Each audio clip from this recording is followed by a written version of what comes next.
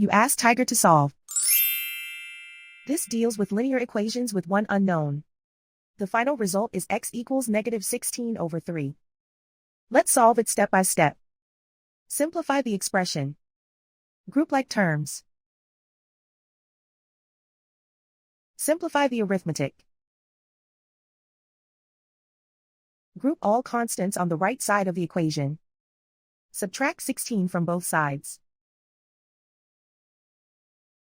Simplify the arithmetic.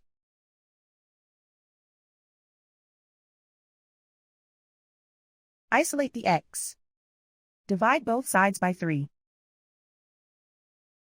Simplify the fraction. And so the final result is x equals -16/3.